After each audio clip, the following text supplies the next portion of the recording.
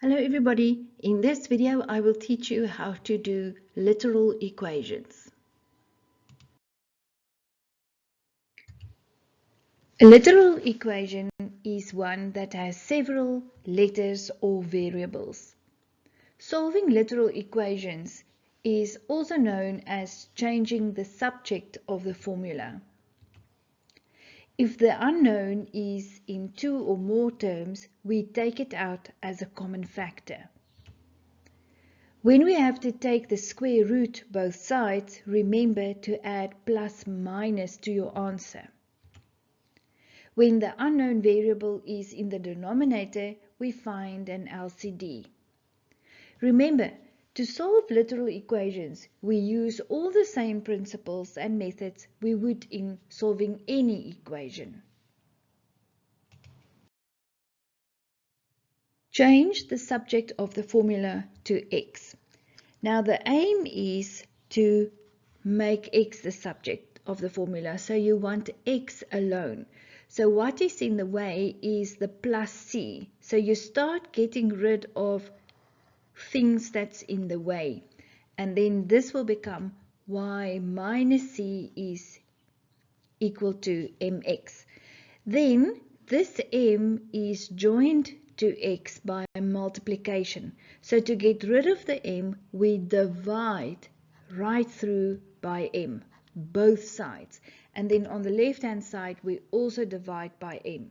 And then the answer y minus c over m. And can you see? You make a solid line and you divide once. The second example, change the subject of the formula to a. Again, the thing that worries you is the u. So the u will walk across and it becomes v minus u is equal to a times t. And then we want a the subject of the formula. So joined to a is t by multiplication. To get rid of it, we divide away the t. And we divide both sides by t. Therefore, v minus u, a solid line over t, is equal to a. Change the subject of the formula to r. Now, the first thing that is in the way here is the pi, and it's multiplied by r squared. So therefore, we will divide away the pi both sides, and it becomes v over pi is equal to r squared. To get rid of the square, we will take the square root both sides. And then remember, when you take the square root, you add plus or minus. And then what happened here on the right hand side, the square and the square root cancelled each other out. The second example, change the subject of the formula to c. And there you also find Einstein.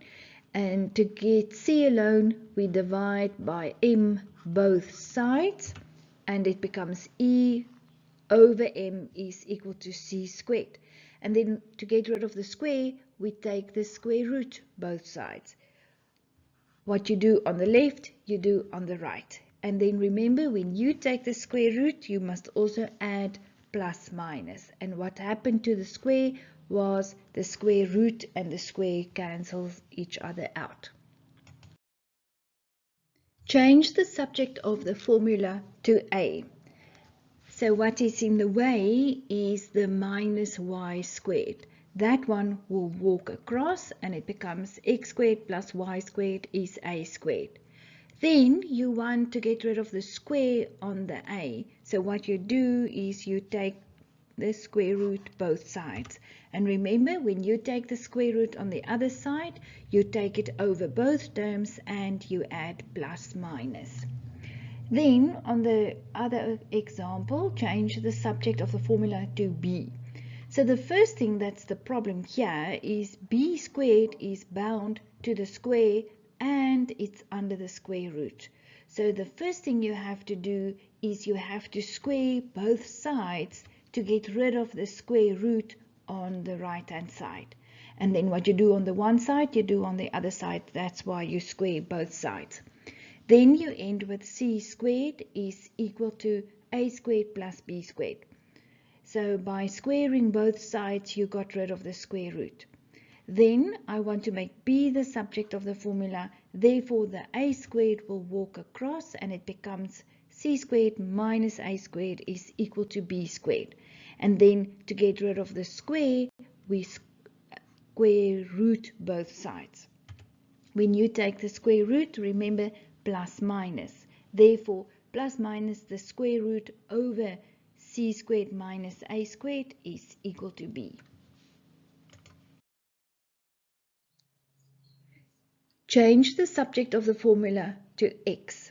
And now you will see that there's a fraction and x is the denominator.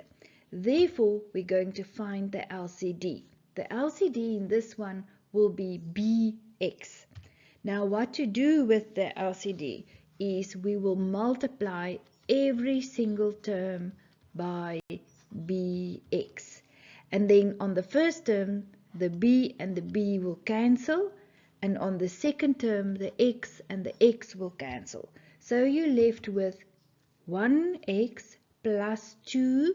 And then where does the b squared come from? It comes from b times b squared equals to 2bx. Then we want to make x the subject of the formula. Now what we do is we group all the terms that contain an x on the one side and everything else goes to the other side.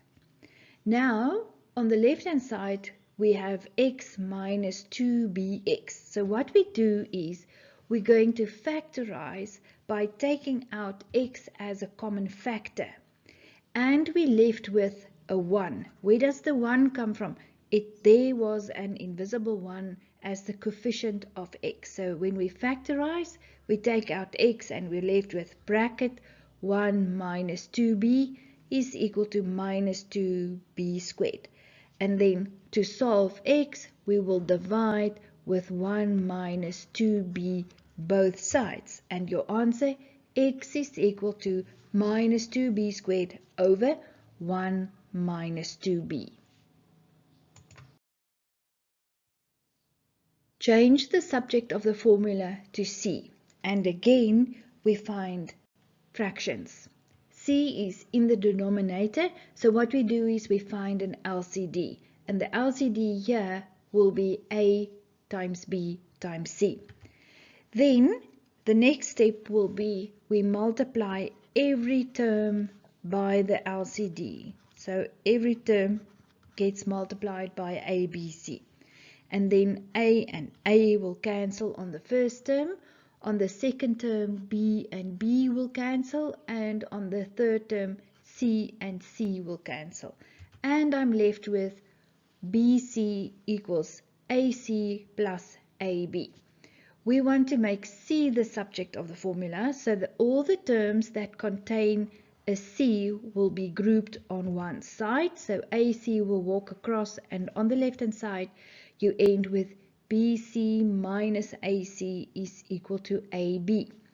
Then I'm going to take out c as a common factor, and I'm left with c bracket b minus a close bracket equals ab. And then to find c, or make c the subject of the formula rather, we divide both sides by b minus a. Therefore, c is equal to ab over b minus c. In the next video, I will teach you how to deal with inequalities. Click on the video in the left-hand corner to take you straight to the next video.